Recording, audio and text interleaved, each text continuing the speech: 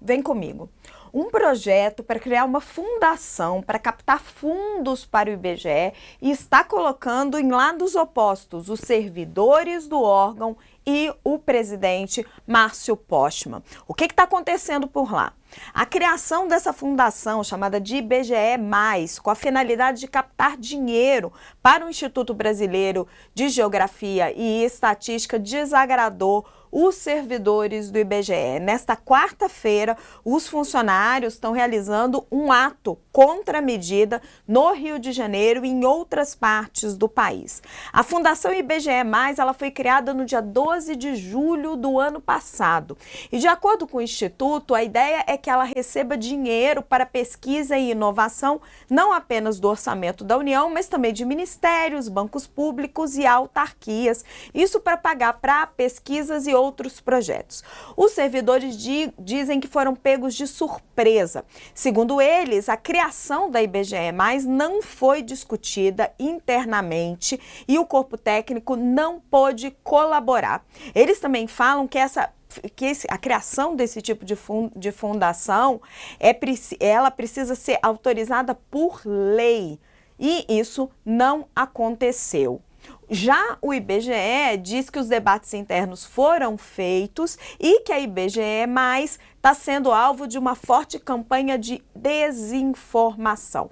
Os funcionários também temem perda de autonomia e de credibilidade com essa fundação. Eles dizem que a contratação ilimitada de pessoas externas e pressões geradas por acordo com empresas podem levar à captura da produção do órgão por interesses privados. Para falar desse assunto, eu, Josias e Thales, recebemos agora o economista Paulo Rabelo de Castro. O professor Paulo Rabelo de Castro foi presidente do IBGE. Professor, seja muito bem-vindo ao UOL News. Desculpa, eu sei que o senhor já estava esperando aí um pouquinho, a gente estava ouvindo o senador Omar Aziz. Seja muito bem-vindo. É um prazer ouvi-los. Professor, a gente tem um embate aí entre os servidores e a diretoria do IBGE. Os servidores, a gente vê que existe uma preocupação com a entrada dessa fundação, com uma tomada de funções por uma área externa. Eles temem perda de credibilidade.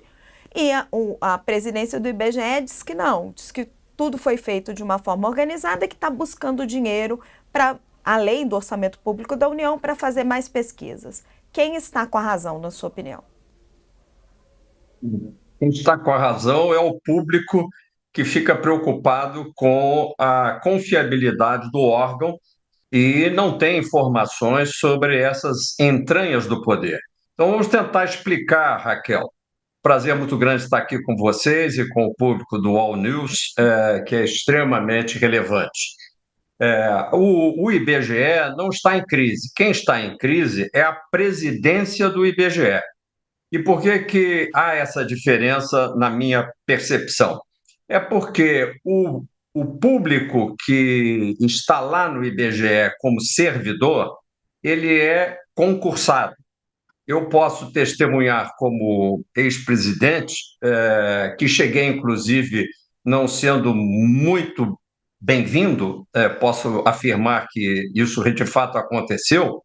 Eu, de certa forma, pude aprender essa convivência com os servidores, que são um time íntegro, um time confiável e também um time muito participativo, eu diria até aguerrido. Existe até um termo ibegiano que não se aplica a todas as instituições de governo, mas o IBGE tem essa autopercepção de uma personalidade do ibegiano. Portanto, se o presidente Postman não percebeu que ele estava lidando com um time de ibegianos que tem opiniões próprias, que cuidam institucionalmente do órgão através desse carinho, dessa participação contínua, é ele que está equivocado, e eu não vejo onde que pode ter havido discussão interna, debate interno, se existe esse estado verdadeiramente de rebelião. e isso afeta muito o órgão, não hoje, não agora. As pesquisas do IBGE, posso afirmar, são íntegras, são confiáveis, os cálculos realizados podem ser utilizados com toda tranquilidade, mas a médio e longo prazo, isso desgasta a imagem do órgão. E o IBGE depende fundamentalmente dessa boa vontade do informante, que é o público brasileiro. É ele que informa a Agora, respeito da situação do agro, é ele que informa a respeito do emprego nas estatísticas da PNAD, são as empresas que professor, informam a respeito dos preços praticados para a gente calcular o IPCA, e aí eu vou ficar vários minutos citando um sem número de participações do público, da qual depende o IBGE. Se todo mundo começar a pensar, esse IBGE, eu não vou mais atender esse IBGE, aquilo é um saco de gatos, etc., vocês imaginam para onde vai a credibilidade do órgão. E, portanto, é professor, preciso que haja uma o senhor intervenção realça, rápida, direta, nesse assunto, por parte dos superiores ao senhor Márcio Portman. Josias. o senhor realça com acerto a relevância dos dados que são colecionados pelo IBGE, não é? Para a vida econômica, para a aferição de dados que são fundamentais até para o nosso desenvolvimento, né? E o senhor diz, a crise está na presidência do IBGE e não no IBGE. Ocorre que já houve, inclusive, pedidos de demissão de diretores do IBGE, está afetando, está convulsionando áreas que são estratégicas no IBGE, né? Pesquisas econômicas, geociência, tecnologia da informação, essas áreas estão todas convulsionadas. O que eu queria lhe perguntar é, objetivamente, já não está afetando o funcionamento do IBGE, pelo que o senhor traça, pelo quadro que o senhor traça, o Márcio Portman deveria ter sido demitido pelo Lula? Quem tem que decidir quem entra e quem sai, há pouco tempo vocês estavam debatendo aí sobre a eventual participação da senhora Gleisi Hoffmann no governo, quem tem que resolver isso é o presidente da República e os seus principais conselheiros. Nós aqui só apitamos olhando a história de governos. E o que é que nos diz a história de governos? É que quem quer que esteja num cargo de confiança, especialmente na presidência de um órgão de governo, e se perde a mão, se de fato esse presidente ou esse diretor ele está, vamos dizer assim, convulsionando o ambiente, ele não conseguiu entrar e acomodar situações, o correto, o tradicional, olhando a história política brasileira, é o sujeito pedir o boné. Isso não é demérito algum.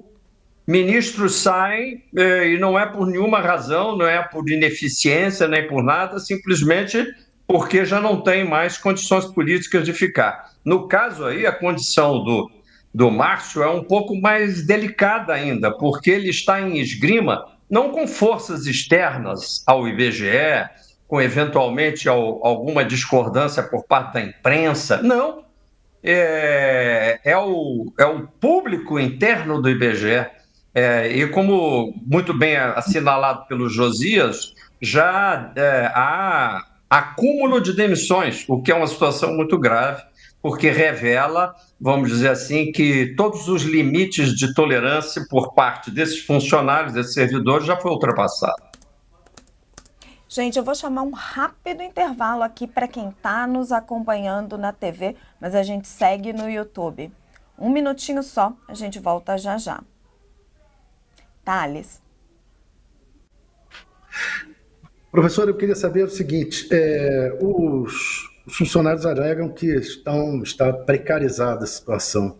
É verdade que 90% conforme disse o Márcio Portman, 90% dos recursos do IBGE são gastos com pagamento de salários? E por que isso? O IBGE, ele é fundamentalmente uma agência que utiliza recursos humanos. É diferente da Petrobras, que tem que comprar equipamentos, por exemplo, para furar e achar petróleo e tirar o petróleo do subsolo. O IBGE, quando ele utiliza informações, são as informações que ele coleta do público, e, para tanto, existe todo um exército contratado, já que há uma grande dificuldade de reposição por técnicos concursados. Há também um quase igual número de pessoas que são colaboradores contratados para ir a campo realizar as pesquisas. Portanto, basicamente, a produção do IBGE é realizada com caneta e cabeça, né? E, obviamente, protocolos e pesquisas que são realizadas dentro do próprio órgão. Não há dificuldade nenhuma. Aliás, é uma curiosidade que passo para vocês. É um órgão que é pouco cobiçado como uma posição política, em parte porque é complicado dirigir um órgão eminentemente técnico e que trata não só de estatística, né, Josias? Trata também de geografia. Às vezes a gente esquece todo esse outro lado extremamente importante e que, obviamente, toca no aspecto ambiental, inclusive. Agora, por que então o político fica menos interessado? Porque justamente ali é quase como se fosse cuspigis dentro de uma sala de aula. Entendeu? Não tem muito o que fazer, é o professor e os alunos. Ali são os técnicos e a diretoria produzindo informações, não tem muito o que levar para casa. E, portanto, é um órgão que tem integridade e ele tem possibilidade de se manter íntegro e tem tido esse desafio, vamos dizer, reconhecido em várias crises brasileiras que antecederam a essa aí, e vai superar essa também. Queria agradecer muito ao professor Paulo Rabelo de Castro, ex-presidente do IBGE, pela sua entrevista aqui no All News. Professor, muito obrigada. E até uma outra oportunidade. Obrigado. Bom, professor.